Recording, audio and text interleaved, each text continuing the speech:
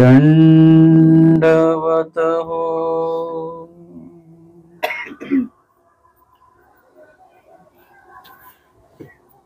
आजच्या सत्रामध्ये आपण आचाराचं तिसरं वचन आणि त्या संदर्भातलं टीका विवेचन या ठिकाणी बघणार आहोत.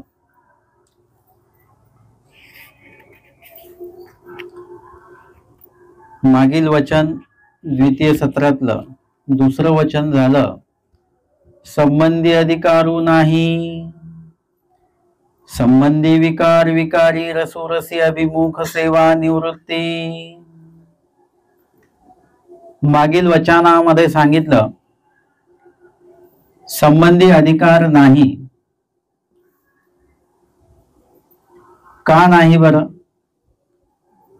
ना संपर्क कुठल्याही वस्तूचा व्यक्तीचा केल्यानंतर आपल्यामध्ये विकार निर्माण होत असतो आणि विकाराची चतुर्विध चाल जी आहे ती चाल पुढे चालू होत असते, म्हणजे प्रक्रिया सुरू होऊन जात असते.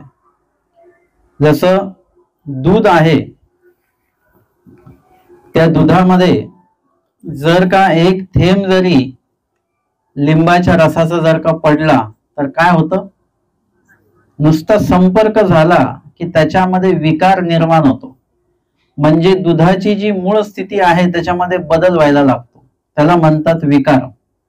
मूळ स्थितीमध्ये बदल होणं याला विकार असं म्हटलेलं आहे. मग त्याच्यामध्ये ती प्रक्रिया होते, सुरू होऊन जाते, म्हणजे ते दूध विकरतं, त्याच्यामध्ये बदल व्हायला लागतो. तसं आपल्या बाबतीमध्ये पण आपण ज्या मूळ स्थितीमध्ये आहोत त्या मूळ स्थितीमध्ये असताना एखाद्या व्यक्तीमुळे, वस्तूमुळे किंवा पदार्थामुळे आपल्यामध्ये जर का काही बदल होत असेल तर त्याला विकार असं म्हणतात. मूळ स्थितीमध्ये बदल होणं. आणि नुसताच बदल होऊन त्या ठिकाणी थांबत नाही, त्या बदलाची उत्तर अवस्था त्या ठिकाणी प्रगट होत असते. आणि म्हणून संबंधी अधिकार नाही, म्हणजे संपर्क आला तर होतं काय? नुसतं संपर्क आल्याने काय होणार ना? संपर्क आल्यानंतर त्या वस्तूकडे, त्या व्यक्तीकडे, त्या पदार्थाकडे आपण आकर्षित होतो. आपल्या मनातले विचार वेळेवेळेला, क्षणाक्षणाला बदलतात असे. आणि ते विचार ज्या वेगाने, ज्या दिशेने जातात त्यामुळे परमेश्वराकडचे जे विचार आहेत आणि ती जी दिशा आहे ती दिशा आपली बदलून जात असते. म्हणजे आता आपण परमेश्वराच्या दिशेकडे आहोत आणि तिकडचा विचार करता करता वेगळा विचार आला की आपण मग वेगळ्या विचाराच्या दिशेने परत चालायला लागतो आणि ईश्वराचा जो विचार आहे तो राहून जातो तिकडेच. जसं नाथोबासांना स्वामी म्हणतात, तुम्हाला जेवताना आमची आठवण येत नव्हती. हा एक प्रसंग आहे. दुसरा प्रसंग आहे, नाथोबा भोजन करत आहेत आणि त्यावेळेला त्यांचं भोजन सुरू झालं नाही, थांबलेलं आहे. कारण की भोजनामध्ये सगळं वाढल्या गेलेलं आहे, सर्वांचं जेवण सुरू झाली, नाथोबासांचं जेवण अजून सुरू नाही झालं, कारण की त्यांच्या ताटामध्ये तूप वाढलेलं नाहीये. स्वामी म्हणतात, तुमचं का भोजन थांबलं? ते म्हणे, जी तूप अजून वाढलं नाही. स्वामी म्हणतात, तुम्ही महात्मे किंगा, महात्म्यानी पात्री पडिले भोजन हे केलं पाहिजे, जे आलं ताटामध्ये ते सुरुवात करायची. म्हणजे त्यावेळेला त्यांच्या विचारांची दिशा कुठे होती? एकीकडे स्वामी म्हणतात शयनासनी भोजनी, परमेश्वराला आठवलं पाहिजे, म्हणजे ती विचारांची दिशा तिकडे असली पाहिजे. देवाला आठवत आठवत आपण जेवलो पाहिजे. परंतु आता इथे कुठला विचार आहे? तुपाचा विचार आहे. मग हे आहे विकार. आणि ईश्वराचा जो विचार आहे तो सुद्धा विकारच आहे, परंतु ईश्वराचा विचार हा ऊर्ध्व विकार आहे आणि इतर पदार्थाचा, वस्तूचा जो विकार आहे तो अधविकार आहे. आणि म्हणून या ठिकाणी स्वामींनी नाथोबासांना शिक्षा पण केलेला आहे. तर तो विचार नुसता तिथे उद्भवून थांबत नाही, तर तो विचार पुढे पुढे चालतो, वाढतो तो. आणि त्याची चतुर्विध चाल जी आहे ती या ठिकाणी सांगितलेली आहे या वचनामध्ये. आणि म्हणून संबंधी अधिकार, यावेळी संपर्क झाल्याने काही दोष निर्माण झाला पाहिजे असं काही नाही, परंतु तो होतो, मनामध्ये बदल होतो आपल्या, आणि मग त्या बदलामुळे मूळ विचार आपले थांबून जातात आणि प्रस्तुत विचार पुढे पुढे चालतात. आणि जर का धर्म आचरण करत असताना असे वेगळे विचार मनामध्ये आले, धर्म व्यतिरिक्त विचार आले किंवा देवताजनित, जीवजनित किंवा प्रपंचजनित, व्यवहारजनित जर का विचार मनामध्ये आले, तर ईश्वर जनित जो विचार आपल्यामध्ये निर्माण झालेला आहे तो त्या ठिकाणी थांबून जातो आणि आपल्यासाठी ते अयोग्य आहे, आपल्यासाठी ते हानिकारक आहे. की देवाचा विचार मनातला जो आहे तो थांबणे हे आपल्यासाठी हानिकारक आहे. इतर विचारांच्या प्रवाहामध्ये आपण नेहमी वाहून जात असतो आणि त्यामुळे काय होतं की आपण वाहून आलेलो आहोत, म्हणजे थोडका काळ नाही गेला, त्याच्यामध्ये अनंत काळ गेलेला आहे, अनंत सृष्ट्या त्याच्यामध्ये गेलेले आहेत, अनंत युगे गेलेली आहेत, अनंत जन्मे, अनंत क्षणे गेलेली आहेत. त्याच्यामध्ये आपण वाहत गेलो की पूर्ण वाहत जातो. साधारण आहे, तुम्ही निवांत बसलेले आहात आणि तुमच्याकडे जो मोबाईल आहे तो तुम्ही उघडा आणि बंद करा, ह्याच्यात 2 तास जातात बरं का. एकदा जर का मोबाईल तुम्ही असं उघडला आणि असं बघायला लागल्यानंतर जेव्हा तो बघणं बंद करतात त्याच्यामध्ये 2 तासाचा कालावधी असाच निघून जातो. इतके वाहून जातो आपण. आपल्याला वाहून नाही जायचं, आपल्याला वाहून घ्यायचं आहे. ईश्वराच्या विचारामध्ये आपण स्वतःला वाहून घेतलं पाहिजे. आणि तसं असेल तर तो जो विकार आहे, ऊर्ध्व विकार, तो आपल्यासाठी लाभदायक आहे. आणि अधविकार जो आहे तो आपल्याला पुढे अजून अनंत सृष्टी असंच घेऊन जाणार आहे. आपण ईश्वराकडे कधीच येणार नाही. हा योगायोग आहे चांगला की आता आपण मनुष्य देहात आहोत, महानुभाव धर्मामध्ये आता आपण आहोत. परमेश्वराचे विचार जे आहेत ते विचार आता आपल्याकडे आहेत आणि सोबतच आपल्याला त्याची जाणीव सुद्धा या ठिकाणी आहे. आणि हा खूप चांगला योगायोग आहे. आता जर का हा योग आपण सोडून दिला तर आपण योग भ्रष्ट ठरणार आहोत. आणि योग भ्रष्ट हे कुठल्या अवस्थेला जातात हे स्वामींनी सांगून ठेवलेलं आहे. फळांतराय काय होतो, भेटी अंतराय काय होतो, सृष्टी अंतराय सुद्धा त्याच्यामध्ये होऊ शकतो. आणि आपल्यासाठी ही संधी आता आपल्याला घालवायची नाही. म्हणून विचार जर का आणि विकार जर का परमेश्वरा संबंधितच निर्माण झाला तर ती जी विकाराची पुढची चाल आहे ती आपल्यासाठी फायदेशीर आहे. परंतु विचार जर का अधमतीचा असेल तर मग मात्र तो विचार आपल्याला परत पुढच्या अनेक नरकांकडे घेऊन जाणार आहे. आणि म्हणून सांगतात संबंधी विकार म्हणजे कुठल्याही प्रकारच्या जड अथवा चेतन. जड आणि चेतन याचे अर्थ लक्षात आले का तुमच्या? जड म्हणजे वजनदार, काय अर्थ आहे? निर्जीव. जड म्हणजे निर्जीव आणि चेतन म्हणजे सजीव. आता आमच्या तोंडामध्ये ते निर्जीव सजीव हा शब्द नाही, जड चेतन हा शब्द बसलेला आहे, कारण की तो शास्त्रामध्ये तो शब्द आलेला आहे.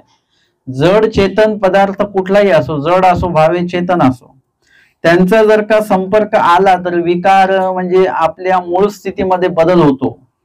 मग पुढे काय होतं? विकारी रस म्हणजे विकार उत्पन्न झाल्यानंतर रस. विकार म्हणजे प्रथम उल्लेख सांगितलेला आहे. कुठलाही पदार्थ बघितल्यानंतर आपल्याला तो हातात घेऊसा वाटतो तो पदार्थ किंवा विकत घेऊसा वाटतो. यासाठी उदाहरण देतात की आपण स्मरणाला बसलेलो आहोत, मूळ स्थितीमध्ये आहोत आपल्या एकदम, आणि एकदम बाहेर काहीतरी आवाज आला. आवाज आल्यानंतर विकार म्हणजे आपल्याला मध्ये प्रथम उल्लेख निर्माण झाला. एक तर कानावर आपला शब्द पडलेला आहे की काय विकायला आलेला आहे तो. मग आपल्या मूळ स्थितीत बदल झाला आणि आपल्याला प्रथम उल्लेख झालेला आहे की त्या वस्तू घेण्याबद्दल. आता नुसता प्रथम उल्लेख होऊन तो थांबत नाही. विकारी रस प्रथम उल्लेख झाल्यानंतर परत रस म्हणजे त्या उल्लेखाची तो आवृत्ती करतो, म्हणजे आवडीपूर्वक पुन्हा पुन्हा उल्लेख होतात आपल्याला. जसं भूक लागलेली असेल तर वाटते की आता जेवून घ्यावं, पण हे थोडस वाचन बाकी आहे ते करून घेऊ. परंतु ते वाचता वाचता परत परत मनामध्ये येतं की आता जेवून घेऊ पटकन, जेवून घेऊ पटकन. म्हणजे जेवणाबद्दलचा जो रस आहे, आज काय भाजी केली, लगेच जेवून घ्या म्हटलं तर आपण विचारतो काय केलेलं आहे, आणि त्यानुसार आपल्या मनामध्ये ते रस निर्माण होतात. आपल्या आवडीचं असेल, अधिक आवडीचं असेल त्यानुसार आपल्याला जेवणाची भूक जी आहे ती वाढते आपोआप. आपल्या आवडीचं असेल, नावडीचं असेल तर काय होतं, भूक मरून जात असते. म्हणजे विकारी रस आवड असेल किंवा त्या वस्तू आपल्याला ती घ्यायची असेल त्याविषयी रस निर्माण होतं, म्हणजे रसरूपतेने पुन्हा पुन्हा त्या पदार्थाबद्दल आपण उल्लेख करतो. रसी अभिमुख, आणि त्या जो काही रस निर्माण झाला त्याच्यामुळे आपण अभिमुख होतो, म्हणजे सन्मुख होतो. आता अभिमुखतेचे दोन प्रकार आहेत, मानसिक अभिमुखता आणि एक शारीरिक अभिमुखता.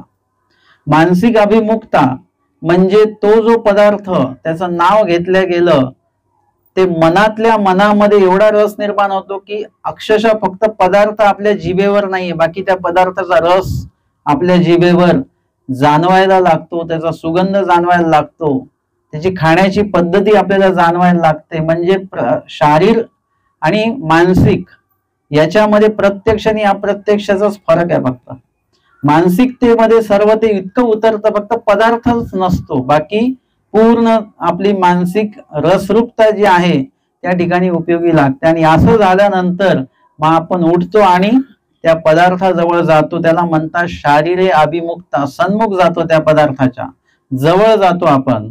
मग सेवा, आणि मग सेवा म्हणजे तो पदार्थ आपण ग्रहण करतो, तो पदार्थ आपण खातो. जसं तुम्हाला आता पाण्याबद्दलच आपण घेऊया की तहान लागली की विकार म्हणजे प्रथम उल्लेख होतो की पाणी प्यायचं आहे. विकारी रस म्हणजे जोपर्यंत आपण उठत नाही तोपर्यंत पाण्याचा अनुभव आपल्याला यायला लागतो, की पुन्हा पुन्हा रसरूप आपल्याला उल्लेख होतो की इतकं पाणी प्यायचंय, इतकं पाणी प्यायचंय, थंडगार पाणी प्यायचं आहे. रसी अभिमुख म्हणजे नंतर पाणी आपल्याला समोर दिसायला लागतं, आपल्याला जाणवायला लागतं. हे मानसिक अभिमुखता. प्रत्यक्ष सन्मुख पाण्याच्या जवळ जातो, पाणी घेतो. सेवा म्हणजे पाणी आपण पितो, आणि पाणी पिल्यानंतर काय होतं, निवृत्ती म्हणजे तुम्हाला मगाशी जी तहान लागलेली होती ते पाणी जर का तुम्ही पिलं की मग निवृत्ती म्हणजे इंद्रिय विरामाते पावती. मग नंतर मग ते जे काही आपल्याला ती तहान लागलेली आहे ते पाणी पिल्यानंतर ते जे काही इंद्रिय आहेत ते शांत होतात. भुकेच्या बाबतीमध्ये पण असंच आहे. आपल्याला असं वाटतं की किती खाऊ आणि किती नाही, इतकी भूक लागलेली आहे, किती पाणी पिऊ किती नाही असं होऊन जातं, इतकी तहान लागलेली आहे. परंतु जेव्हा आपण ते प्राशन करतो किंवा ग्रहण करतो त्यानंतर त्या संदर्भातली जी आवडी आहे ती घासागणिक कमी कमी होते बरं का. भोजनाचा पहिला घास ज्या आवडीने तुम्ही घेतास तेवढ्याच नावडीने शेवटचा घास असतो बरं का. आवडपूर्वक पहिले 2, 4, 10 घास आपण घेतो, आणि जसं आपला प्राणाला आहार मिळतो तसं आपल्याला त्या पदार्था संदर्भातली आवडी एक एक घासाने कमी कमी होत जाते. आणि मग इंद्रिय तृप्त झाले एकदा की नंतर मग तोच पदार्थ आपल्याला नकोसा वाटतो.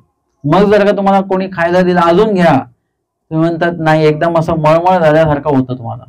म्हणजे अशा प्रकारे विकार म्हणजे प्रथम उल्लेख आहे, आणि निवृत्ती म्हणजे सेवा हा कळस आहे, शेवट आहे, आणि निवृत्ती म्हणजे नंतर त्या पदार्थाबद्दल तुम्हाला गोडी निर्माण राहत नाही. एकदा जर का एखादा पदार्थ तुम्ही पोटभर खाल्ला, फार मळमळ होईपर्यंत खाल्ल्यानंतर तुम्हाला काही दिवस तो पदार्थ खाऊसा वाटत नाही. कधी कधी एखादा पदार्थ खाऊ वाटतो आणि खाल्ल्यानंतर असं वाटतं उगच खाल्लं, असंही होत असतं बरं का. माणसाची मनस्थिती अशी असते. काही पदार्थ असे असतात जे पोटभर खाल्ले, एकदम आता जागाच नाही पोटात, तरी सुद्धा पोट भरलेलं आहे, जागा नाहीये, परंतु मन अजून काही भरलेलं नाही. ते म्हणतात ते ठेवा, संध्याकाळी परत खाऊ आपण, उद्या परत खाऊ आपण. म्हणजे काही पदार्थांविषयी ती गोडी कायम राहते, काहींविषयी ती थांबून जाते, आणि काहींविषयी एकदम निवृत्ती मनामध्ये निर्माण होत असते, म्हणजे नको आता खायला. अशा प्रकारची स्थिती या जीवाची होत असते. आणि म्हणून सांगितलं विकाराची चतुर्विध चाल आहे की संपर्क आल्यानंतर विकार निर्माण होतो, विकाराने रस निर्माण होतो, रसाने अभिमुखता निर्माण होते, आणि अभिमुखतेच्या नंतर त्या पदार्थ सेवनापर्यंत आपण जात असतो. जसं एखाद्या कर्माच्या त्रिविध चाली सांगितलेल्या आहेत. कुठलंही कर्म सर्वात पहिले आपल्या मनामध्ये निर्माण होतं. त्याच्याविषयी उल्लेख नंतर वाचेमध्ये येतं आणि नंतर क्रियेमध्ये येतं. कुठलीही क्रिया एकदम शारीरिक घडत नसते, कुठलीही क्रिया एकदम वाचिके घडत नसते, त्याला मानसिकाचा आधार लागतोच. कुठल्याही घराचं जे कळस आहे त्याच्यासाठी पाया हा सर्वप्रथम उभारला जात असतो. तसंच विकाराच्या संदर्भातल्या ज्या चाली आहेत त्याची सुद्धा अशीच बैठक आहे. प्रथम उल्लेख झाल्याशिवाय रसरूप उल्लेख होणार नाही. रसरूप उल्लेख झाल्याशिवाय अभिमुखता मानसिक अभिमुख होणार नाही. मानसिक अभिमुख झाल्याशिवाय प्रत्यक्ष शारीरिक अभिमुख होणार नाही आणि अभिमुख झाल्याशिवाय तो पदार्थ खाल्ला जाणार नाही. कधी कधी याच्यामध्ये अंतर दिसेल तुम्हाला आणि कधी कधी अंतर आपल्याला शून्य दिसेल की लगेच दिला पदार्थ लगेच खाल्ला, परंतु तसं नसतं. आपण कधीही पदार्थ आपल्याला अचानक जरी दिला तरी तो पदार्थ आपण बघतो, ती खाण्याची मानसिकता तयार करत असतो आणि मग त्याच्याविषयी रस निर्माण होतो आपल्या मनामध्ये आणि मग ते आपण ग्रहण करत असतो. फक्त ह्या चाली ही अशी चाल तुम्हाला एकदम अशी टप्पे त्याचे दिसणार नाहीत, परंतु मात्र ते टप्पे घडत असतात. कधी कधी क्रियेमध्ये आपल्याला मानसिक मग वाचिक झालं मग प्रत्यक्ष झालं असे टप्पे दिसतात. काही क्रियेमध्ये ते टप्पे दिसत नाही, पण त्यांचा होण्याचा वेग जो आहे तो इतका वेगामध्ये असतो तो लक्षात येत नाही. जसं ते सांगितलं की एखाद्या गरम तापलेल्या वस्तूवर आपला हात जर का असा लागला त्या वस्तूला तर काय होतं, पटकन ते हात असा होऊन जातो. विज्ञान काय सांगतं की तुम्हाला काय केलं जातं, मेंदूला सूचना दिल्या जाते, मग मेंदू त्या इंद्रियांना सूचना देतात, मग ती पुढची क्रिया घडते. पण अशा याच्यामध्ये असं काही स्टेप आपल्याला दिसतच नाही की मेंदूला सूचना दिली की तवा तापलेला आहे आता तो हात काढून घ्या आणि मग हात आपण काढतो, असं नाही होत. म्हणजे ती जी काही त्याच्यामधलं जी प्रक्रिया आहे ती होतेच, मेंदूपर्यंत सूचना जाणे येणे वगैरे काही ते गोष्टी होतातच, फक्त ते इतक्या वेगाने होतात की ते आपल्याला जाणवत नसतात.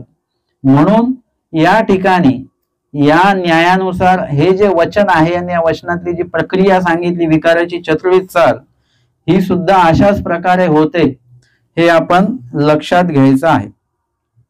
संबंध म्हणजे भलत्या पदार्थाचा योग. आता सांगितलं की संबंधी विकार, तर संबंध म्हणजे संपर्क कशाचा, जडाचा की चेतनाचा, कशाचा न. संबंध म्हणजे भलत्या पदार्थाचा योग. भलत्या पदार्थाचा म्हणजे एक तर निर्जीव पदार्थ नाही तर एक सजीव पदार्थ, जड पदार्थ नाही तर चेतन पदार्थ, दोन्हीपैकी काही पण असो. असं नाही की चेतनाच्या संपर्काने विकाराची चतुर्विध चाल चालेल ना, जड पदार्थांच्या माध्यमातून सुद्धा विकाराची चतुर्विध चाल जी आहे ती सुरू होत असते. आणि म्हणून म्हटलं संबंध म्हणजे भलत्या. भलत्या कुठलाही पदार्थ असो त्या पदार्थाचा योग आला की मग प्रथम उल्लेख निर्माण होणार. संबंध ती परीचा. आता संबंध किती प्रकारचा आहे बरं, किंवा संबंध हा एकाच प्रकारचा आहे का, फक्त दर्शनीयच दिसल्यानंतरच आहे का, नाही. संबंध ती परीचा म्हणजे संबंधाचे 3 प्रकार आहेत, संपर्क होण्याचे 3 प्रकार आहेत. पदार्थाचा, वस्तूचा किंवा व्यक्तीचा संपर्क हा 3 वेगवेगळ्या पद्धतीने होत असतो. तेच 3 प्रकार कुठले बरं ना, ऐकिला, देखिला, अनुभविला. ऐकिला म्हणजे एखाद्या पदार्थाचा अनुभव आपण ऐकला की तुम्हाला काय सांगायचं, तो पदार्थ एवढा चविष्ट होता. कुठला पदार्थ ऐकलेला आहे आपण, जळचरित्रातला कुठला पदार्थ तुम्हाला सांगता येईल असा, तो खरंच चविष्ट होता. चाकवताची भाजी. तो अनुभव आपण काय केलेला आहे, ऐकलेला आहे. आपल्या नशिबामध्ये ते बघणं आणि अनुभवणं हा प्रकार नाही, ऐकणं एवढंच आपल्या नशिबामध्ये आहे. आणि मी नेहमी सांगतो तसं त्या लीळेच्या शेवटचं जे वाक्य आहे त्याच्यामुळे आपल्याला थोडीशी जेलिसी निर्माण होते त्या लोकांबद्दल, की त्याच्यात लिहिलेलं आहे की त्या भाजीची चव तेच लोक जाणू शकतात. आपल्याला टोचून वाक्य लिहिलेलं आहे की तुम्हाला याची अनुभव येणार नाही. तुम्ही किती लीळा ती वाचली पुन्हा पुन्हा त्या भाजीची चव तुम्हाला येऊ शकत नाही, ती त्यांनाच ज्यांनी ते भाग्य जोडलेलं आहे, ज्यांनी ईश्वराचं सन्निधान जोडलेलं आहे आणि ज्यांनी ते परमेश्वराच्या श्रीकराने तयार केलेल्या त्या भाजीचं ग्रहण करावं अशा प्रकारचा योग ज्यांचा आहे त्याच लोकांना ते माहिती। याचा अर्थ आपल्याकडे पण हा संधी आपल्याकडे होती, योग होता, परंतु इतर काही काही कारणांमुळे आपण काय केलं, तो योग घालवून बसलेलो आहे। संधी होती आपल्याला, नाही अशातला भाग नाही। कधी कधी आपल्यापर्यंत निरोप पोहोचतो, परंतु आपण त्यावेळेला फोन उचलतच नाही, असं होतं ते, आणि मग तो वेळ निघून जातो।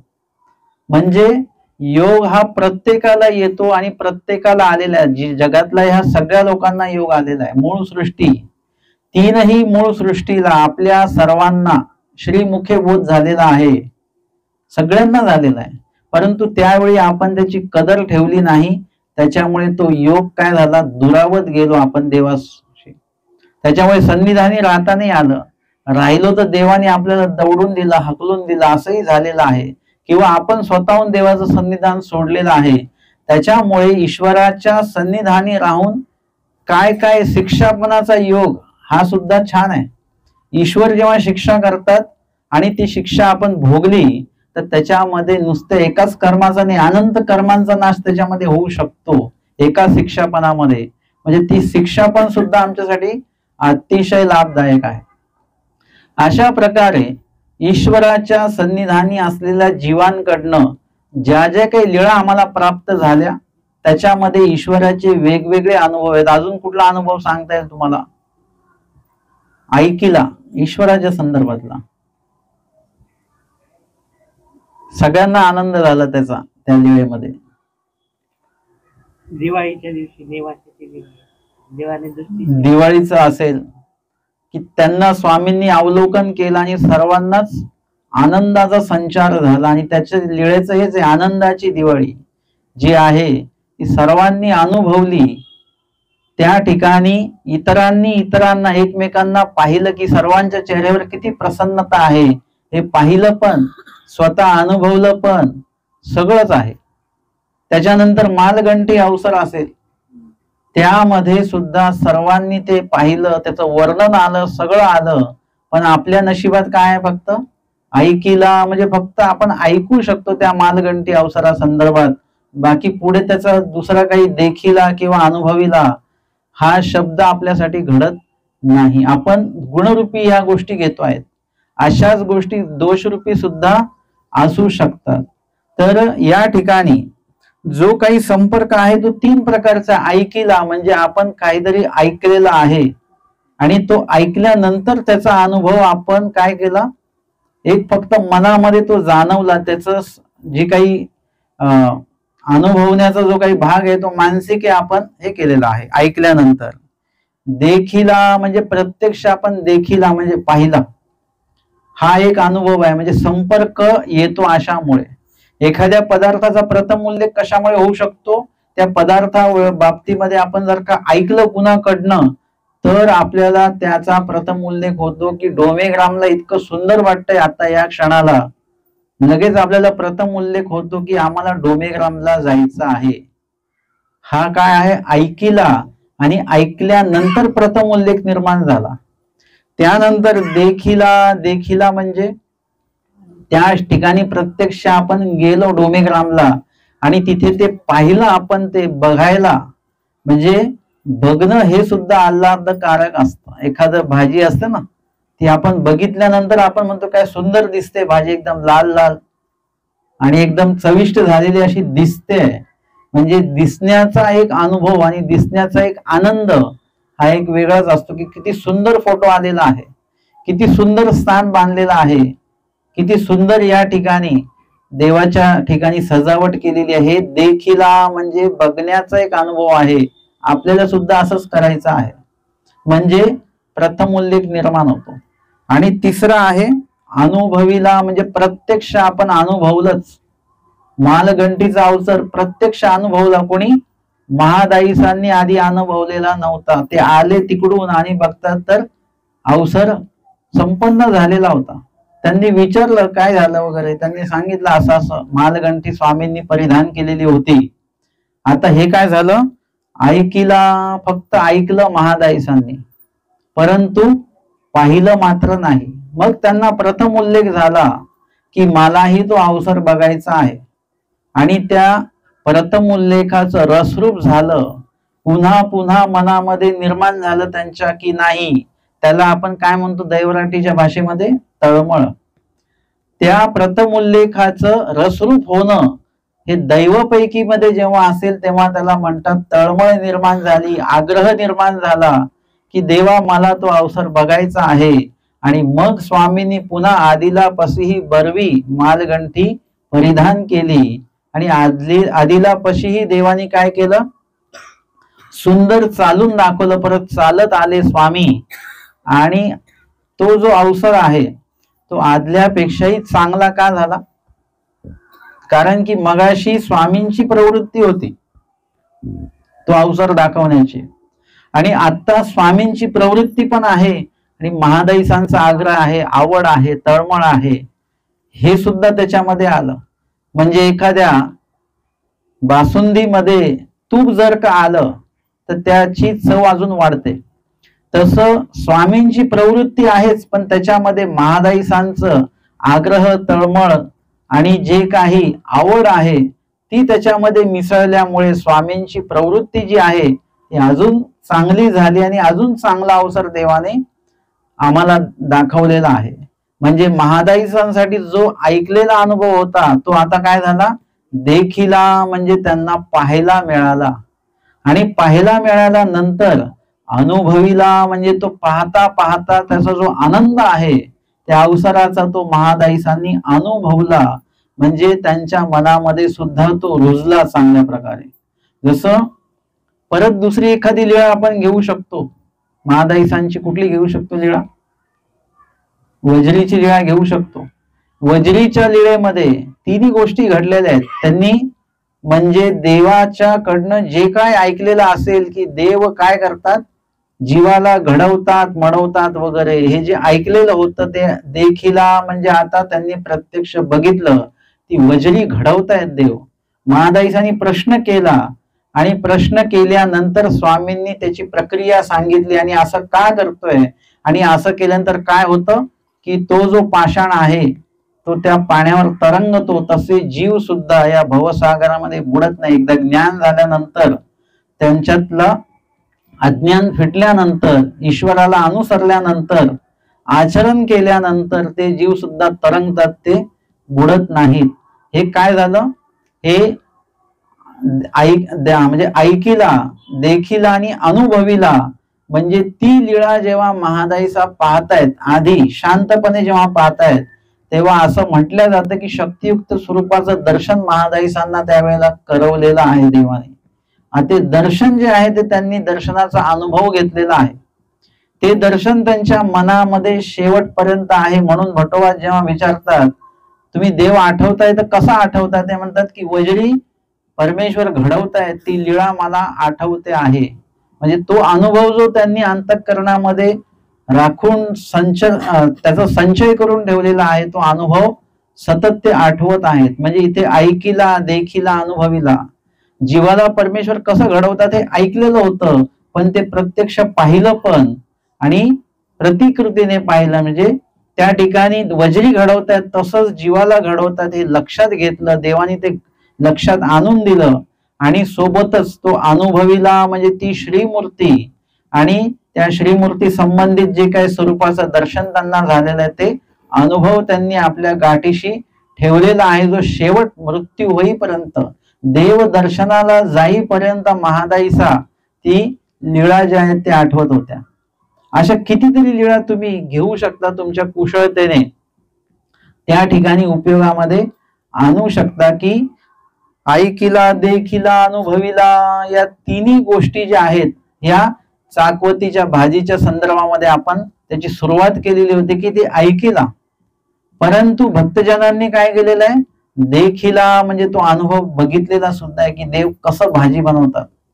मी अनेकदा असं आव्हान केलेलं आहे की तशी भाजी बनवून बघा, ती चव नाही येणार आपल्या हाताला, परंतु तशी भाजी तरी बनण्याची जी काय पद्धत आहे वगैरे ती आपल्याला बनवून तरी बघितली पाहिजे.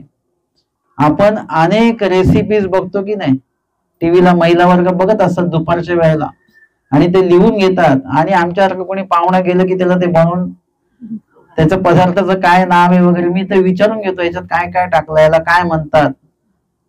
ते काय म्हणे बाबा तुम्ही बनवणार आहेत, म्हटलं नाही, उद्या डॉक्टरने विचारलं तर सांगायला काल काय खाल्लं होतं. म्हणजे आपण अशा वेगवेगळ्या रेसिपी बघत असतो, पण सर्वात पहिले आमच्याकडे कुठली रेसिपी आली असेल तर ती स्वामींच्या श्रीकराने तयार झालेल्या चाकवतीच्या भाजीची रेसिपी आमच्यापर्यंत पोहोचली, पण अजूनपर्यंत आम्ही काही ती तशी बनवून नाही बघितली जशी लीळा चरित्रामध्ये आहे.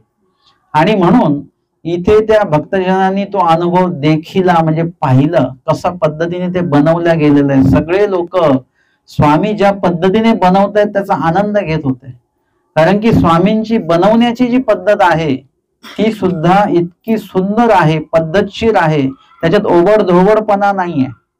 त्याच्यामध्ये ते बरोबर कुठल्या वेळेला काय टाकायचंय, कसं टाकायचं, त्या पदार्थाला कशा पद्धतीने इथे हाताळायचं आहे हे सगळं बघणं सुद्धा एक चांगलं होतं. जसं एखादी व्यक्ती रांगोळी काढते तर ते नुसतं बघणं सुद्धा आपल्याला अनुभव, म्हणजे बघणं सुद्धा आनंददायी, असं किती सुंदर पटापट पटापट ते काढतायत.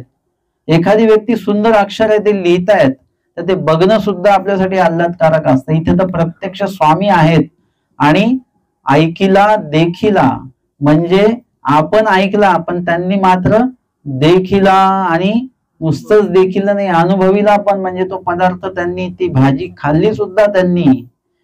स्वामींनी दृष्टपूत केलेले भिक्षान्न जे आहेत ते अनुभविले, म्हणजे स्वामींनी दृष्टपूत केलेले पवित्र केलेले पदार्थ भक्तजनांनी ग्रहण केल्याने अनुभवलं, त्याचा आनंद अनुभवला. डांगरेशांना स्वामींनी जो काही प्रसाद करून जो पदार्थ दिला तो त्यांनी अनुभविला, म्हणजे ग्रहण करत असताना त्यांना तो आनंद आहे. स्वामींनी श्री मुखाने, श्री नेत्राने हे पदार्थ अवलोकन केलेले आहेत. अशा प्रकारचा देखिला, ऐकिला, देखिला, अनुभविला या क्रमाने आपल्या संपर्कामध्ये पदार्थ येत असतात, आणि पदार्थ नुसतं ऐकल्याने आपल्याला प्रथम उल्लेख होतो. कधी कधी तो पदार्थ पाहिल्यानंतर प्रथम उल्लेख होतो. तुम्ही भाजी घ्यायला जाता, काही ठरवलेलं नसतं, पण अचानक ती भाजी दिसते, अरे ही भाजी घेऊया, म्हणजे देखिल्यानंतर प्रथम उल्लेख होतो. आणि एक अनुभवीला म्हणजे खाल्ल्यानंतर कोणाच्या तरी तुम्ही घरी ते भाजी खाता आणि मग म्हणता प्रथम उल्लेख आपणही घरी भाजी बनवायची. देखिला, ऐकिला, अनुभवीला अशा त्रिविध प्रकारे संपर्क येतो पदार्थाचा, व्यक्तीचा आणि वस्तूचा, आणि त्याविषयी आपल्याला प्रथम उल्लेख त्या ठिकाणी निर्माण होत असतो. संबंध ती परीचा, ऐकिला, देखिला, अनुभवीला. विकार म्हणजे पदार्थ संबंधे जीवान सारखा होय. आता इथे म्हटलं संपर्क आल्याने त्रिविध प्रकारे आपल्याला विकार म्हणजे प्रथम उल्लेख होतो, पण विकार म्हणजेच नेमकं काय हे आम्हाला माहिती नाही. आम्ही 2-3 ठिकाणी ऐकलं की विकार शून्य असं आम्ही ऐकलं. जीव विकार वेगळा केवळाही झालाची नाही हे पण आम्ही ऐकलं. किंवा माया जीवाते, कसं वचन आहे, माया जीवाते कशात आलं हे, संहार प्रकरणात आहे का, कशात आहे, संसरण प्रकरणामध्ये आहे. माया जीवाते विकर संसरे विये प्रसय हालवी डोचली उघडी लोटी. अशा प्रकारे हे शब्द आम्ही अनेक ठिकाणी ऐकले, पण आम्हाला या शब्दाचा अर्थ माहिती नाही. जसं पूर्वी प्रकरणाचं मी जेव्हा सांगतो की सृष्टीमध्ये कवणे करणे, आता याचा आमचा अर्थ मी तुम्हाला सांगितला, मागच्या वेळेस सांगितला ना, तुमचा अर्थही सांगितला, आमचाही अर्थ सांगितला.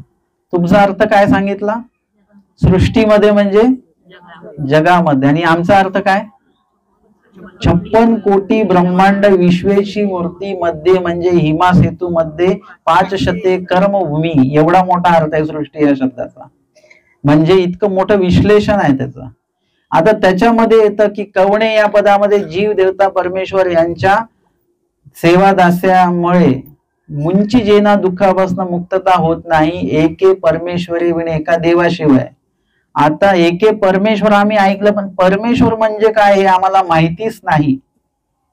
म्हणून आमच्या देवाने काय केलं, परमेश्वर म्हणजे काय याचं विश्लेषण पुढच्या पदामध्ये केलं की तोच परमेश्वर कसे आहेत, ते निर्वैव आहेत, निराकार आहेत, परी सावयव होतात, साकार होतात. म्हणजे इतकं विश्लेषण का दिलं? कारण की आपल्याला मूळ स्थिती आपल्याला माहिती नाहीये, ती श्रीमुखे माहिती होणं आमच्यासाठी गरजेचं. आता आपल्याला माहिती आहे तर ते सुद्धा आम्हाला वचनाद्वारेच ती माहिती आहे. आणि म्हणून सांगितलं की विकार हा शब्द माहिती आहे, आदविकार ऊर्ध्वविकार हे पण आम्हाला कळालं, पण विकार या शब्दाचाच अर्थ काय आहे किंवा विकार या शब्दाची क्रिया काय आहे, तर सांगतात की पदार्थ संबंधे जीव आन सारिका होय. पदार्थाचा संपर्क आल्यानंतर जीव आन सारखा होय, म्हणजे त्याच्या मूळ स्थितीमध्ये बदल होतो, वेगळा होतो तो, आणि आन सारखा होय आणि उल्लेख उपजे अशी त्याची पूर्ण व्याख्या येते. म्हणजे त्या संदर्भामध्ये उल्लेख निर्माण होत असतो. जसं आपण पहिलं उदाहरण काय घेतलं, दुधाचा आणि लिंबाचा एक थेंब जरी पडला रसाचा तरी त्याच्यामध्ये ती प्रक्रिया सुरू व्हायला लागते. आणि पदार्थ संबंधे म्हणजे दुधाला त्या लिंबाच्या रसाचा पदार्थ संबंध म्हणजे संपर्क आला की जीव आन सारखा होय, म्हणजे जीव बदल होतो. कसा होतो? जसं त्या दुधामध्ये बदल होतो. आणि उल्लेख उपजे म्हणजे दुधाला पण वाटतं आता दही होऊन जावं. आपल्याला ते ऐकू येत नाही दुधाचा उल्लेख, परंतु तसंच आहे की आपल्याला सुद्धा वाटतं की आता प्रवचनात उठून जावं, म्हणजे आपल्यामध्ये बदल होऊन जातो बरं का. असं वाटतं की 5 वाजले बाबा काही थांबायला तयार नाही. आपल्याला मनामध्ये उल्लेख आणि उल्लेखाचे उल्लेख रसरूप व्हायला लागतात. मग घरी गेलंच पाहिजे. आणि मग अभिमुख म्हणजे मानसिक असं होतं आपल्याला, आपण उठून गेलेलो आहोत आणि प्रत्यक्ष उठून आपण निघून जातो. पदार्थ संबंधी जीव आनसारखा आणि उल्लेख उपजे, प्रथम उल्लेख उत्पन्न होणं इथपर्यंतच्या प्रक्रियेला विकार असं म्हटल्या जात असतं.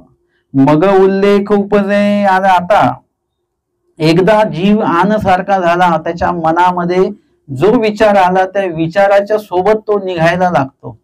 आणि मग जसं लहान मुलं असतं ते आईकडे असेल आणि वडील आले तो वडिलांकडे जायला बघतो, तो वडिलांकडे असेल आजी आली तर आजीकडे जायला बघतो. म्हणजे तो जे नवीन आलं त्यांच्याकडे तो त्याचा ओढा निर्माण होतो आणि त्यांच्यासोबत तो जाण्याचा त्याचा उल्लेख मनामध्ये होतो. एवढूशा लहान मुलाला सुद्धा प्रथम उल्लेख आहे बर का. आणि तो उल्लेख होतो आणि तो तिकडे म्हणजे तिकडे तो कलतो तिकडे जाण्यासाठी. उल्लेख उपजे. विकारी रस म्हणजे त्या उल्लेखाची आवृत्ती करी. आता पुढे वचनाच्या एका पदाचा अर्थ इथे स्पष्ट करून सांगितलेला आहे टीकेमध्ये की आपल्याला सगळेच पद यामध्ये कळाले पाहिजे. तुम्हाला वचनाचा सरसकट अर्थ सांगितला जातो, परंतु टीकेमध्ये काय होतं की त्या पदाचाही अर्थ तुम्हाला सांगितला जातो. की विकारी रस या शब्दाचा अर्थ काय बरं ना? विकारी रस म्हणजे जो प्रथम उल्लेख झाला त्या उल्लेखाची आवृत्ती करी. त्या उल्लेखाची आवृत्ती करणं म्हणजे पुन्हा पुन्हा तो उल्लेख आपल्याला रस रूपाने होणं, म्हणजे त्याच्याबद्दलची आवड वाढत जाणं. त्या पदार्थाबद्दलचा प्रथम उल्लेखामध्ये आवड नाहीये, फक्त उल्लेख आहे, परंतु पुढचं जे काही आवृत्ती होते त्याची पुन्हा पुन्हा उल्लेख होतात. त्याच्यामुळे त्या पदार्था संदर्भातली आवड जी आहे ती अधिकाधिक वाढत जात असते. जसं मामाजींनी आम्हाला उदाहरण सांगितलं की सगळं जेवण वगैरे वाढलं तुम्हाला आणि आता बस जेवायचंच आहे आणि म्हटलं की 15वा अध्याय म्हणा. आता 15वा अध्याय म्हटल्याशिवाय जेवायचं नाही. आपल्याला कडकडून भूक लागली, गरम गरम जेवण आहे, आवडीच सगळं आहे, तयारी सगळी झाली, मानसिक अभिमुख झालेलो आहोत आपण, आणि म्हटलं 15वा अध्याय म्हटल्याशिवाय जेवायचं नाही. मग त्या दिवशी आपण 15वा अध्यायाचे श्लोक मोजत 15वा अध्याय म्हणतो की किती श्लोक झाले. म्हणजे त्या वेळामध्ये त्या दरम्यान जोपर्यंत शेवटचा श्लोक तुम्ही म्हणत नाही आणि तोपर्यंत तुमच्या मनामध्ये त्या पदार्थाविषयी रसरूपता एवढी वाढते की तुमच्या मनामध्ये जो भोजन करायचं आहे त्यावेळेला जेवढी आवडी नाही तेवढा तो जो काही तुम्हाला त्या भोजनामध्ये अंतर पडलेलं त्या अंतरामध्ये त्या पदार्थाविषयीचा रस वाढतो आपल्याला. जसं सांगितलं की भट्टोबासांना त्यांनी दुसऱ्या गावाला नेलं, कोणी दादोसांनी, की स्वामींच्या बद्दलची आवड त्यांची कमी होईल. तर काय झालं, आवड त्यांची उलट वाढली, जास्त झाली ती आवड. आपण त्या दिवशी दोन्ही अर्थ बघितलेले, एक तर आवड कमी होऊन जाते, विसरून जातो आपण, किंवा आवड आपली वाढू शकते. दोन्हीकडे, एक तर अधगतीला जाऊन येतो, ऊर्ध्वगतीला जाऊ. तसं या ठिकाणी त्या पदार्थाविषयीची आवडी वाढणं हे एक प्रकारे अधगतीचं लक्षण आहे. उलट पदार्थाच्या संदर्भामध्ये स्वामींनी जे उदाहरण दिलेलं आहे भट्टोबासांच्या बाबतीत आणि नाथोबासांच्या बाबतीत, कुठलं वचन सांगितलं, वानरेश रसपिती आणि उडून जाते. म्हणजे ते रस जरी खातील, गोड धोड जरी खातील, तरी त्याच्यामध्ये ते रममान राहणार नाहीत. आपण एक पदार्थ जर का चांगला खाल्ला तर किती दिवस त्या पदार्थाच्या चवीमध्ये, आवडीमध्ये आपण रमणरूप असतो बरं का. आणि भट्टोबासांचं तसं नाही, रस पिती आणि उडून जाती. पण वानरेश मात्र भाजीची या सिया जाती, म्हणजे एखादं चांगली भाजी, साधी जरी भाजी असेल पण चांगली झाली असेल तर सिया जात. म्हणजे नाथोबासांच्या बाबतीत हा भाग स्वामी सांगतात, अनधिकार सांगतात की ते एखाद्या भाजीच्या साधारण चवीने सुद्धा त्या भाजीच्या चवीमध्ये ते रममान राहू शकतात, तुपासाठी ते थांबू शकतात, जेवणाच्या चवीमध्ये ते रममान होऊ शकतात, देवाला विसरू शकतात. भट्टोबासांचं तसं नाहीये. ते त्यामध्ये असताना सुद्धा ईश्वराची आवडी त्यांची एवढी सुद्धा कमी होत नाही, आणि पदार्थांच्या गोडीमध्ये, आवडीमध्ये ते रममान होत नाहीत. करडेल की तुपे जायचे जाणे ते रुपयाची आण, असं म्हणणारे भट्टोबास आहेत. कारण की ते त्या चवीमध्ये गुंतून राहत नाहीत. आपण चवीमध्ये गुंतून राहतो, आपण रंगामध्ये गुंतून राहतो, आहे की नाही. आपण कपड्यांचे रंग कसे असले पाहिजेत, केसांचा रंग कसला असला पाहिजे, चपलेचा रंग कसा असला पाहिजे, नखाचा रंग कसा असला पाहिजे, कितीतरी गोष्टींमध्ये आपण अडकून, रंगांमध्ये अडकलो आपण, चवीमध्ये अडकलो आपण. त्याच्यानंतर सुगंध गंध जो असतो त्या सुगंध गंधामध्ये आपण अडकतो. इतर इतक्या गोष्टी, म्हणजे आपण देवाकडे सहजपणे जाऊ शकतो, पण एखाद्या रस्त्याला गर्दी असेल तर तुम्हाला त्या टोकाला जायला एक अंतर, वेळ लागतो. तसं आहे, आपल्याला एवढी मोठी गर्दी, ही गर्दी कधीच कमी होत नाही. रस्त्यावरची गर्दी एका विशिष्ट वेळाने कमी होऊन जाते, शून्य होऊन जाते, परंतु आपल्या मनातली जी काही अष्टभोगाची जी गर्दी आहे ती इतकी आहे की त्या गर्दीतनं वाट काढत ईश्वरापर्यंत जाणं हे अशक्य गोष्ट आहे. आणि म्हणून विकार शून्य देवाने सांगितलेले, नाही तर विकार शून्य सांगण्याची देवाला काहीच गरज नव्हती. परंतु आपण त्या विकारामध्ये एवढे अडकलो, अधविकारामध्ये, की देवाकडे पोहोचणं हे एकदम कठीण झालेलं आहे आपल्याला. भट्टोबास लगेच निघून आले बाहेर, निळभट्ट भांडारकर लगेच त्या गर्दीतनं बाहेर आलेले आहेत. माहीम भट्ट सुद्धा थोडा वेळ का होईना पण त्या गर्दीतनं बाहेर निघून आलेले आहेत. ते त्या पदार्थाच्या चवीमध्ये तेही रममान होते, दुर्गंध त्यांना चालला नाही, परंतु त्यांनी त्याची सवय केली आणि त्या पदार्थाच्या चवीतनं ते बाहेर आले. सुंदर वस्त्राच्या ज्या मोहामध्ये ते होते त्याच्यातनं सुद्धा बाहेर आले ते, आणि संपूर्ण अष्टभोगाच्या त्यागातनं बाहेर पडले ना माहीम भट्ट. आणि आमच्या बाईसा होत्या त्या सुद्धा, त्यांच्याकडे त्रिदोष होता, त्या त्रिदोषातनं ते बाहेर पडले आणि त्यातनं बाहेर पडून ईश्वराला समर्पित झाले. अधविकारातनं, लीळा चरित्रातले हे सर्वजण आपण बघितले तर हे सर्वजण अधविकारामध्ये होते, पण त्याच्यातनं ते बाहेर पडले आणि ऊर्ध्व विकार त्यांनी आपल्या अंतःकरणामध्ये प्रस्थापित केला आणि त्यानिशीच आपला देह ईश्वराला समर्पित केला. आणि म्हणून लीळा चरित्रामध्ये त्यांची नावं आपण पुन्हा पुन्हा पुन्हा पुन्हा ईश्वराचा परिवार म्हणून घेत असतो. तर अशा प्रकारे त्या उल्लेखामध्ये रमणरूप होणं. आता उल्लेख दोन परीचा आपण घ्यायचा लगेच इथे.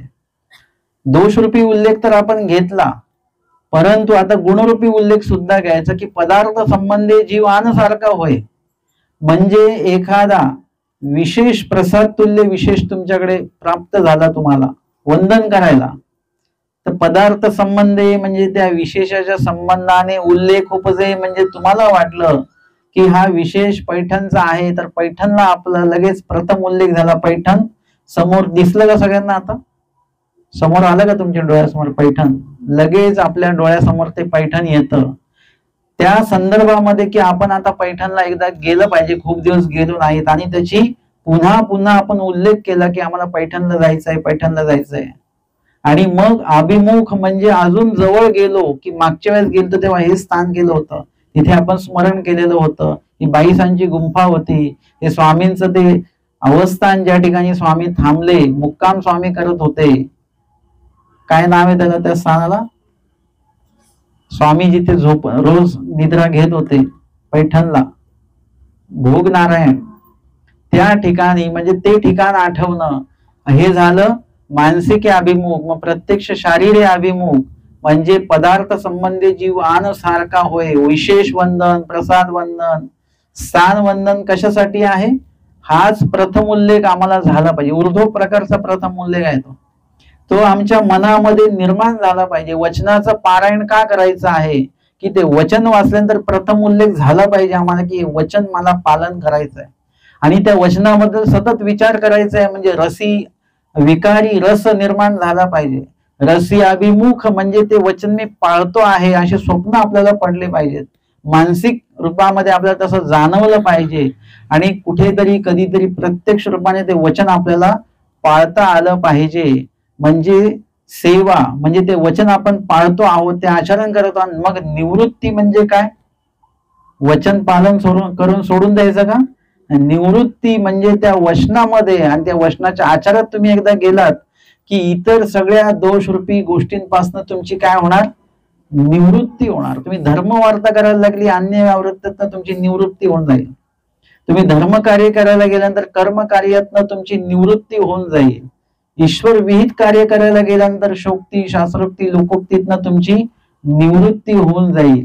अशा प्रकारे सुद्धा गुणरूपी या वचनाचा अर्थ आपल्याला या ठिकाणी घ्यावा लागेल. आणि म्हणून सांगतात विकारी रस म्हणजे त्या उल्लेखाची आवृत्ती करी. वचनाचे अर्थ त्यासाठीच लक्षात घ्यायचे असतात की त्याची पुन्हा पुन्हा आवृत्ती झाली पाहिजे. आवृत्ती कसली? वचन वाचण्याची नव्हे, वचनाचं पालन करण्याची. पुन्हा पुन्हा आपल्याला रसरूपी उल्लेख आपल्याला झाला पाहिजे की देवा मला अनुसरण घडवा, अनुसरण घडवा. हे फक्त शब्द रूपाने म्हणायचं नाही. जसं तुम्ही प्रभो राजसी तामसी रोज म्हणता ना, नंतर प्रायश्चित घ्या बाबा, म्हणजे प्रायश्चित घेतलं आपण, नुसतं पाठ आहे, चांगली चाल आहे म्हणून काढलं, पण ते उतरलं नाही मनामध्ये. ते उतरलं पाहिजे, त्याला म्हणतात रसी अभिमुख. विकारी रस म्हणतात, मग रसी अभिमुख म्हणतात त्याला. आणि मग असं करता करता ते वचन पूर्णपणे पाळणं इथपर्यंत आपण आलो पाहिजे. पण त्याच्या प्रथम उल्लेखासाठी त्या वचनाचा आणि आपला संबंध आला पाहिजे, योग आला पाहिजे वाचण्याचा. कधी कधी वचन माहिती आहे, त्याचे अर्थ माहिती आहेत, परंतु तो पालण्याचा उमट आपल्या मनामध्ये होत नसतो. पण आपल्या जीवनामध्ये असं एक वळण येतं, त्या वळणाला आपल्याला त्या वचनाचा अनुभव आपल्या मनामध्ये आपल्याला जाणवतो, आणि त्या दिवसापासून आपण ते वचन नव्या दृष्टीने बघायला लागतो. ते वचनाचा एक वेगळाच अनुभव आपल्याला प्राप्त होत असतो. आणि म्हणून त्या उल्लेखाची आवृत्ती करी, म्हणजे दोषरूपी असेल किंवा गुणरूपी असेल, जड असेल भावे चेतन असेल, ते थरमे. मग नुसतीच उल्लेख करतो का ना? ते थरमे म्हणजे तो रममान सुद्धा राहतो त्याच्यामध्ये. लहान मुलं असतात, त्यांना एखाद्या वस्तूची ओढ लागली, वडील काही घेऊन देत नाहीत, तो सतत आलं गेले की तेच सांगत असतो, मला सायकल पाहिजे, मला सायकल पाहिजे. तो त्याच्यात रममान राहतो त्या विचारांमध्ये.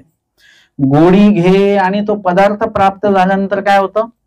एक तर पदार्थ प्राप्त जरी नाही झाला, मानसिक अभिमुख असेल तरी त्याच्यामध्ये तो जीव गोडी घेत असतो.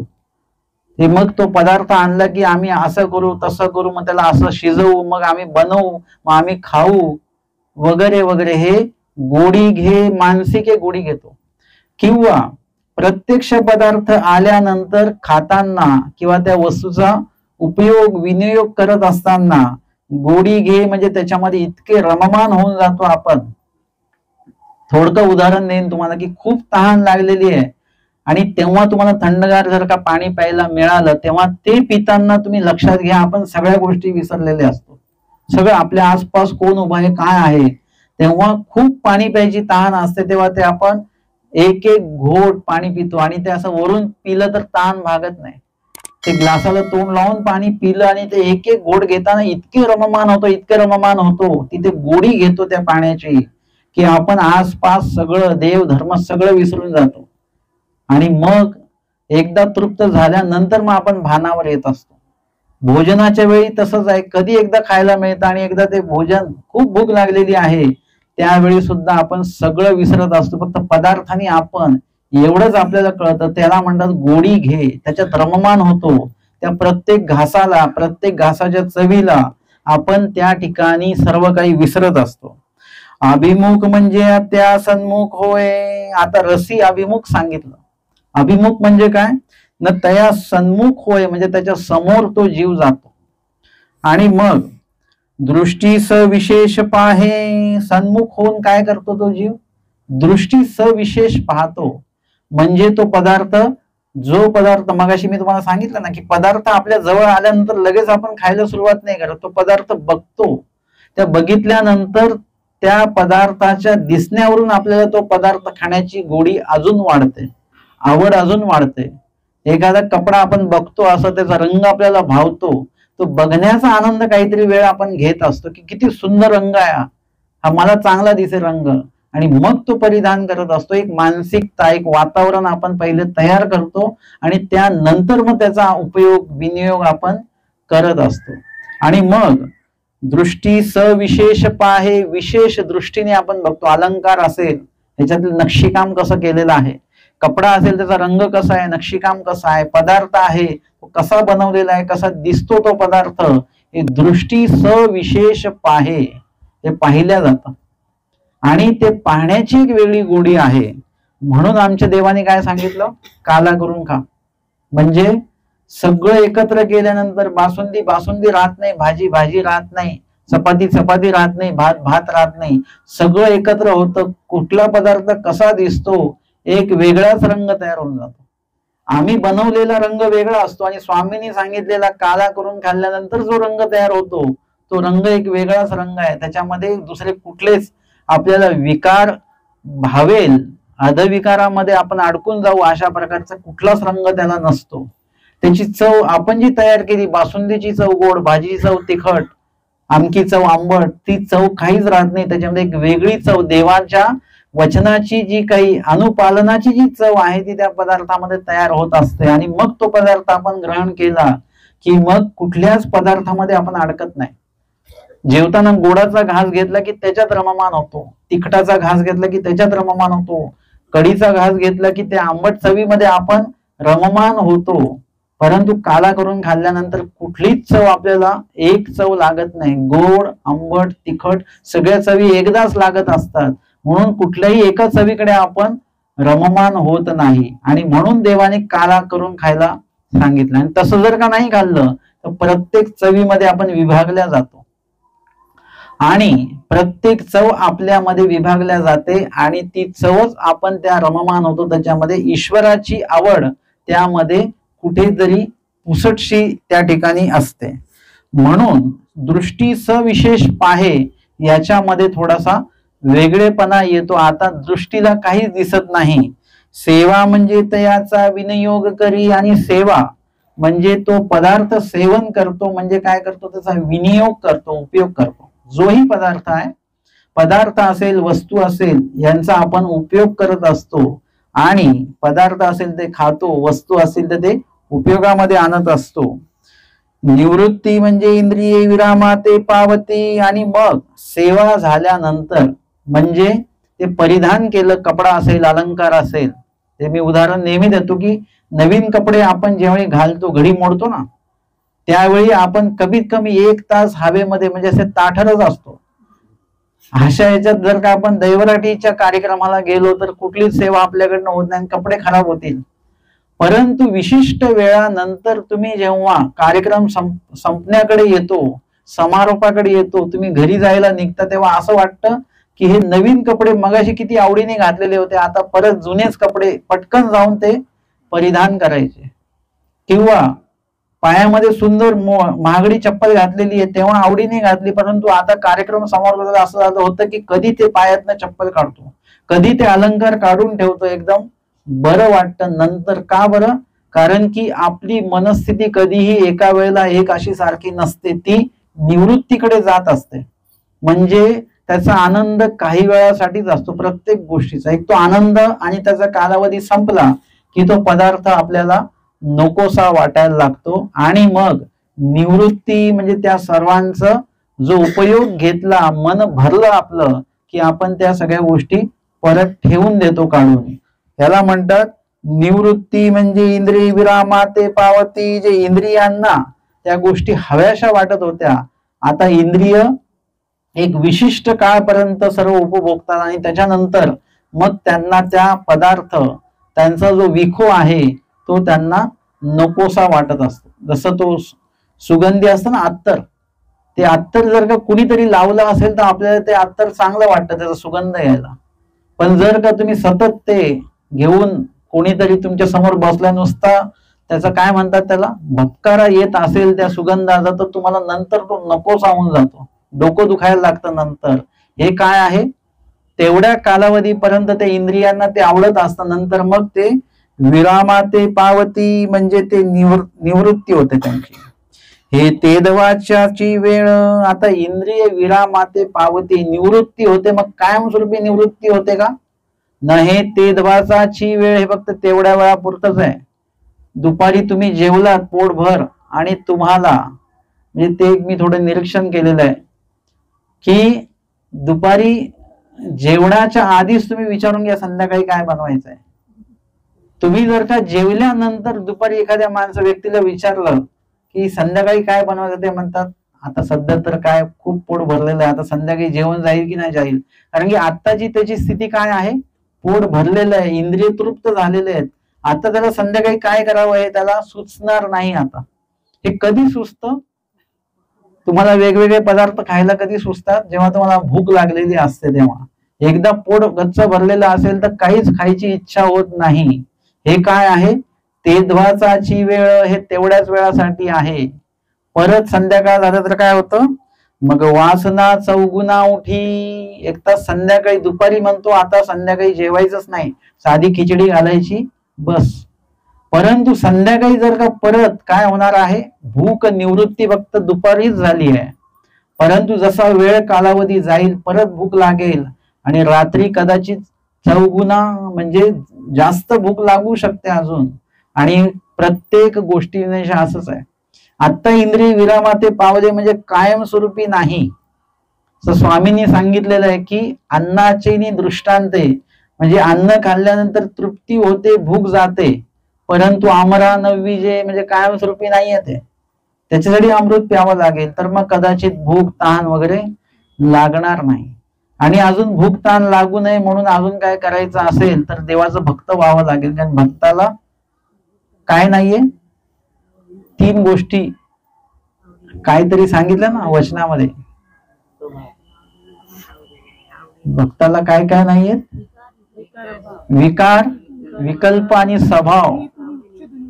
हा, हे तिन्ही उच्छेदुनी जातात, म्हणजे निघून जातात. स्वभाव पण राहत नाही, म्हणजे अष्ट स्वभाव वगैरे सगळं जेवाय खावायचं काही काम नाही पडत. म्हणजे एक तर मग भक्त व्हावं, मग आपल्याला हा स्वभावात तज्जनित काही त्रास आपल्याला राहणार नाही. परंतु प्रत्येक याच्यामध्ये एक तेवढ्या वेळ आपले इंद्रिय विरामाते पावतात. मग वासना चौगुना उठी म्हणजे परत भूक लागली की परत जेवूसं वाटतं, परत तहान लागली की तर पाणी पिऊसं वाटतं. म्हणजे प्रत्येक गोष्टीविषयी हे आपल्या बाबतीमध्ये घडत असतं. निवृत्ती आणि परत प्रथमूल्लिकापासून परत सुरुवात, परत निवृत्ती, परत प्रथमूल्लिकापासून सुरुवात, हे आपला अनंत सृष्टीपासनं हे असंच आपलं चालू आहे. आणि त्याच्यामध्ये आपला एवढा वेळ चाललाय, प्रथम उल्लेख आणि सेवा आणि निवृत्ती यामध्ये आपला इतका वेळ चाललेला आहे की आपल्याला देवा धर्माला कशालाच वेळ देता येत नाही. सकाळी का नाही येते की सकाळी स्वयंपाक बनवायचा आहे, टिफिन बनवायचा आहे. मग दुपारी का नाही तर दुपारी जेवण बनवायचं, मग संध्याकाळी ना संध्याकाळी पण जेवण बनवायचं असतं. म्हणजे आपण त्रिकाळ आपलं काय झालंय, पूजा अवसर चालू आहे, पण तो पोट पूजेचा अवसर चाललाय आपला त्रिकाळ. परंतु यामध्ये आपल्याला थोडका वेळ जो आहे तो देवासाठी पण आपल्याला काढता आला पाहिजे. हे जे वचन हे कुठेतरी दोषरूपी दोषाकडे सुद्धा लागतं, तसंच तुमचं ते गुणाकडेही ते वचन लागू शकतं की अभिमुख म्हणजे सन्मुख होतो, म्हणजे त्या स्थानापर्यंत आपण पोहोचतो. परत गुणाकडे ह्या वचनाचा अर्थ आपण घेतो आहोत. दृष्टी सविशेष पाहे म्हणजे त्या स्थानाला आपण मन भरून पाहतो. म्हणजे कसं पाहतो आपण? स्थानाला मन भरून पाहता तुम्ही, ओट्याला नाही, ओट्याला नाही, त्या परिसराला बघायचं असतं. जसं मी तुम्हाला सांगितलं की मी त्या उंच मठाच्या लोपेस्थान माहिती आहे तुम्हाला, तिथे उंच मठ आहे. कुठे आहे उंच मठ? कुठे आहे? डोमेग्रामला. आणि अजून कुठे आहे? रद्दपूरला आहे उंच मठ. आपण मागचा आवार करतो ना, त्याच्यामध्ये डाव्या बाजूला कुठला आहे? त्रिपुरुष मठ आहे. आणि समोर जे पायऱ्या चढून आपण ते करतो ते आहे उंच मठ. तर रुद्रपूर आणि डोमेग्राम या दोन्ही ठिकाणी उंच मठ आहेत. तर डोमेग्रामच्या उंच मठाच्या त्याच जी काही बाहेरची चौकट आहे तिकडे स्वामी असे बाहेरच थांबतात. त्याला लोपेस्थान असं म्हटलेलं आहे. स्वामी लपले तिथे, आतमध्ये काय विषय सुरू आहे ते स्वामी ऐकतात. आता त्या ठिकाणी गेल्यानंतर आपल्याला ते स्थान डोळ्यासमोर आहे आपल्या, म्हणजे दृष्टी सविशेष पाहायचं त्या स्थानाकडे. म्हणजे मी गेल्यानंतर तर ते बघतो की ही तीच चौकट आहे, चौकटीचा तोच डावीकडचा तो भाग आहे जिथे स्वामींची श्रीमूर्ती इथेच उभी होती. या खांबाला टेकून त्या चौकटीला खेटून एकेकाळी 800-850 वर्ष आधी तीच जागा अजूनही तशीच आहे, ती अजिबात हललेली नाहीये. दृष्टी सविशेष पहा त्या खांबाकडे. किंवा सिन्नरला आमच्या स्वामींनी त्या खांबाच्या आड उभे राहिले, ते स्थान वंदन करताना तिथे मला ते असं डोळ्यासमोर असं येतं, दृष्टी सविशेष तो खांब बघा की हेच खांब आहे, हीच जागा आहे, ती जागा बदलली नाही, काहीच नाहीये, तसंच्या तसं आहे. याच खांबाच्या मागे आमच्या स्वामींची श्रीमूर्ती लपलेली होती. मला असं वाटतं तो खांब जर का बोलायला लागला तर स्वामींच्या पूर्ण श्रीमूर्तीचं यथातथ्य वर्णन तो आपल्याला सांगेल. अजून काय काय झालं, काय काय बोलले स्वामी, हे ते खांब आपल्याला सांगेल. असं मी त्या खांबाकडे बघत असतो. म्हणजे ह्याला म्हणतात दृष्टी सविशेष पाहणे. तुम्हाला जर का सिन्नस्त्रीला जाणं झालं तर त्या ठिकाणी ती देगावची बाई तिथून पाण्यावर चालत आलेली ती लीळा आम्हाला अशी दृष्टी सविशेष पाहे अशी दिसली पाहिजे. आम्हाला फक्त पाणी दिसतं आणि त्याच्यात फोटो काढणं दिसतं, पण त्या पाण्यामध्ये ती एक बाई त्याच्यावरून चालत आलेली आहे ही लीळा आम्हाला दिसली पाहिजे. आमचे स्वामी तिथे बसलेले दिसले पाहिजेत. अशा दृष्टीने तुम्हाला स्थान वंदन करता आलं पाहिजे. दृष्टी सविशेष पाहे. आणि मग सेवा म्हणजे तयाचा विनियोग करी, म्हणजे त्या ठिकाणी स्थान वंदन करा. स्थानाचा उपयोग काय आमच्यासाठी? स्थान वंदन करा. स्वामींचा स्पर्श झाला ते ठिकाण आपल्या कपाळाला स्पर्श होऊ द्या. त्याच्यानंतर त्या ठिकाणी लीळेंचा अनुभव घ्या, विनियोग करा. त्या लीळेंचा आठवण्याचा विनियोग आहे, लाभ आहे, तो आपण आपल्या अंतःकरणात करून घ्यायचा. परमेश्वराच्या नामाचं स्मरण त्या स्थानाच्या ठिकाणी करता आलं पाहिजे. आणि मग अशा प्रकारे त्या स्थान वंदनाचा लाभ आपल्याला होणं अपेक्षित आहे. निवृत्ती म्हणजे इंद्रिय विरामाते पावते. आणि तुम्हाला तहान भूक लागलेली असते, कधी कधी तुम्ही अनुभव घेतला असेल की नाही माहिती नाही, परंतु असं जर का स्थान वंदन किंवा अशा ईश्वर कार्यामध्ये तुम्ही रममान झालात तर तुमचे हातपाय दुखत नाही, तुम्ही थकत नाही, तुम्हाला तहान लागत नाही, भूक लागत नाही, तुम्ही त्याच्यामध्ये एवढं रममान असता. आणि मग कोणतरी सांगतो 3 वाजले, जेवायचं कधी? अरे आम्हाला लक्षातच नाही 3 कधी वाजले. म्हणजे त्याला काय म्हणतात? इंद्रिय विरामाते पावते. म्हणजे तुमचे जे ज्ञान इंद्रिय असतील, कर्म इंद्रिय असतील, ते त्यांचे स्वभाव विसरून जातात. कारण की तुम्ही तुमच्या अंतःकरणामध्ये परमेश्वर काय केले? हृदयगाम्य केलेले असल्यामुळे त्या ठिकाणी इतर कुठलेही स्वभावजनित पीडा तुम्हाला तिथे होत नसते, जाणवत नसते. अशा प्रकारे आमचं स्थान वंदन झालं पाहिजे. हे तेदवाचाची वेळ. मग आपण ते स्थान वंदन करून तृप्त झालो, बरं वाटलं. हे म्हणजे बरं वाटलं म्हणजे आता परत त्या स्थानाकडे यायचं नाही का? वासना चौगुना उठी, मग परत वाटतं की नाही अजून कुठल्या तरी स्थानाकडे जावं, अजून विधी करावा. त्यावेळेला स्मरण कमी झालं मागच्या वेळेला, आज जाऊन थोडं 1 दिवस आधी जाऊन स्मरण करू, लीळा आठवू, अजून परिसरातल्या स्थानाची लीळा आठवू. अशा प्रकारे आपला विधी काय होतो? विधी करिता विधी वाढत जातो, वाढत जातो. आपल्याला असं म्हणजे विधी जो आहे तो आपल्याला चौगुना करायचा, म्हणजे तो चौपटनी वाढवायचा आहे. असं आजच्या या वचनामध्ये गुणरूपी आणि दोषरूपी अशा दोन्ही प्रकारे या वचनाचा जो अर्थ आहे टीकेच्या आधाराने आपण या ठिकाणी श्रवण आणि चिंतन केलेलं आहे. आजच्या सत्रात आपलं आचार्याचं तिसरं वचन जे आहे, संबंधी विकार विकारी रसू रसी अभिमुख सेवा आणि निवृत्ती, या वचनावर आज आपण श्रवण केलेलं आहे. दंडवत हो.